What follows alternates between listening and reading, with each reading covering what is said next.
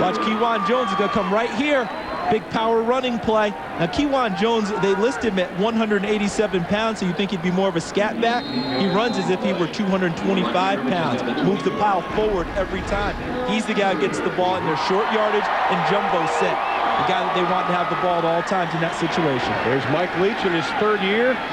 41-year-old out of Cody, Wyoming. Actually has his law degree from Pepperdine. His coaching's a little bit easier. Here they'll run in the option. Griffin gets hog-tied at about the 17-yard line. Aaron Hunt coming from that defensive end spot, the senior out of Denison, Texas. There you see the numbers on Aaron Hunt. Now, he had the sack versus Ohio State. Then the big senior kind of went into a drought. He has picked it up recently. And you mentioned at the top, Adele Duckett is Oklahoma quick huddles and goes for a quick play. We keep it on the ground, try to go over that right side, down to about the 11-yard line. Pickup of 6 on the play. Again, it is Quentin Griffin. As you to finish that point about Aaron Hunt, Adele Duckett, their other defensive end, has improved his play so much that now Hunt is not being double and triple teamed. That's opened up lanes for him to come and rush the passer and make big plays. This is an impressive drive for the Oklahoma Sooners. You see the number, all-time leader in sacks for Aaron Hunt. He broke Darren Howard's record, former of Kansas State. Now Oklahoma goes for the I formation. Third down, we'll call it 2. Straight ahead running. Down to the 10-yard line. Jones. Going to be close. He won the big redshirt freshman out of Jenks. Yeah, I got to see where they spot the ball. Excellent tackling by Texas Tech. They met Kewan Jones in the hole, and ordinarily he moved the pile forward. That time it was a standoff. Let's see who fell into the right spot. And if he did, they'll have to measure it. Well, it looks like it's gonna be close. Yeah, it looks like the sticks were inside the 10 for Bob Stoops. Looks like he might be just a shade close. And I would not be surprised if he's short for Oklahoma to go for it here, even this early in the ball game. Bob Stoops wants a fast start tonight. He doesn't have to make the decision. Not a problem. You know, the last couple of games, Oklahoma's been about 56% on third down. 43% on the year, but that is something that Bob Stoops wanted to improve. And you can see what he's done in the red zone. That's also what he wanted to improve. And what they were most disappointed about in red zone performance came in their only loss this year against Texas A&M. 4 times inside the 20, 3 field goals, and only 1 touchdown. They want that ratio flipped. Ball sits just outside the 10. First and goal. They are in the red zone. Jones in at tailback, the big thumper.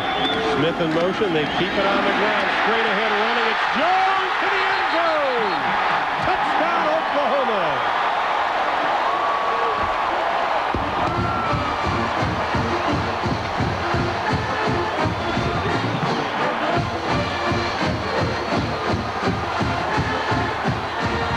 He is 1 touchdown away from the freshman touchdown record. That's number 12 on the year. Look at that, Mike Skinner, number 75. The hole was open so well that when he got into it, there was really no one for him to block. By the time Ryan Aycock, number 28 from Texas Tech, got to Kewan Jones, his momentum was already carrying him towards the end zone. Boy, this redshirt freshman out of Jenks, Oklahoma, up around Tulsa, has been so impressive this year. But more impressive was that drive, and we can see Lawrence Flugents going off limping. We'll get an update on his condition. That would be a huge loss if the senior from Klein, Texas can't come back in. Heart and soul of Texas Tech's defense. 174 tackles on the season coming into tonight. Had 15 tackles versus Texas last week. Trey DeCarlo set for the extra point for Oklahoma.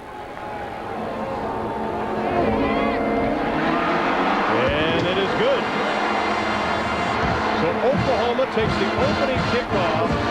It takes less than 5 minutes, and they put the first 7 on the board. 11:15, and fans, you can vote for tonight's U.S. Army Players of the Game, powered by America Online. Simply log on to tbssuperstation.com or AOL keyword Big Play and cast your vote.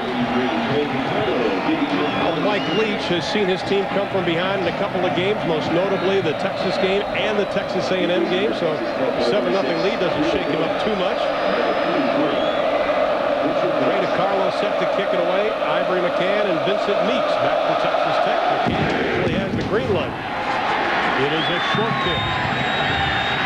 Meeks to the 20, and that is about as far as he is going to go. Now here's Ernie Johnson with an update on rivalry week. All right, thank you very much, Ron. Washington State can wrap up the Pac-10 tonight with a win over Washington, but a shaky start as Jason Gesser is picked by Owen Biddle. That led to Cody Pickett's touchdown and put Washington on top 7-0. It's now 7-3 in the Apple Cup. Back to you.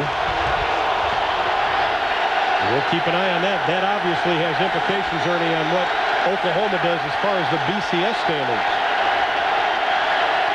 Oklahoma didn't get help today, though. Coming after him. Kingsbury looks right, has to run. Intended for Torian Henderson.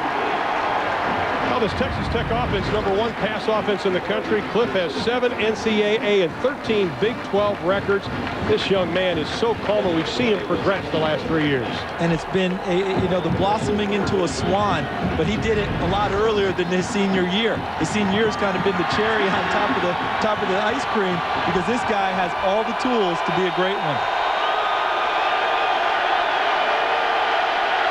Glover and Francis, the wide receivers, are going to keep it on the ground. Henderson gets hit as he crosses the 20 up to about the 24-yard line. As we take a look at the rest of the Texas Tech offense, the man right there, Torian Henderson, he can hurt you a number of ways, running, catching, leads the team in number of receptions. Wide receivers, Wes Welker, the natural, from right here in Oklahoma City, 14 receptions versus Texas. Center and guards, Rex Richard, the senior out of Midland, anchors the line. Casey Keck at tackle. He's part of an offensive line that averages 318 pounds, second biggest in college football. Brandon Everidge is out for Oklahoma. Looks like he may have bumped his knee. He's still in the ball game, but he's limping around. There he is right there in coverage. Let's see if that affects him on this play. On 3rd and 6, Kingsbury from the shotgun. Throws it out in the flat. Henderson breaks one tackle to the 27-yard line. Takes a vicious shot. Lance Mitchell coming up from that middle linebacker spot to put the lumber to him.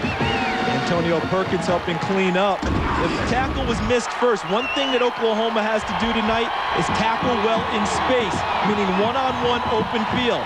See, Henderson makes the first guy miss.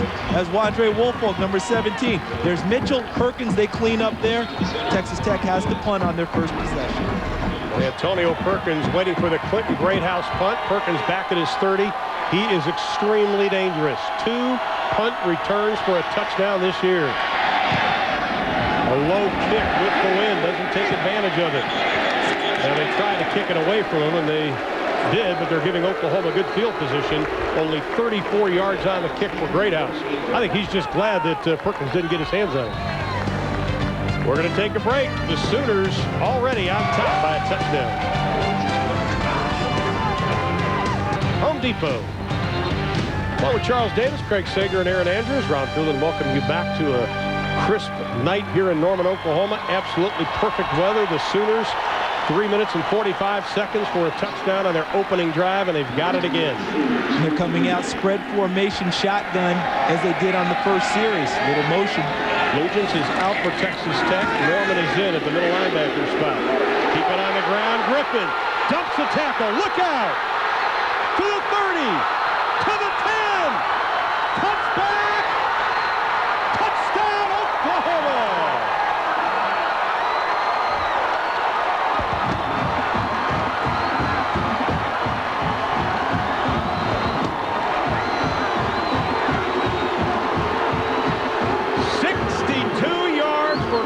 Griffin.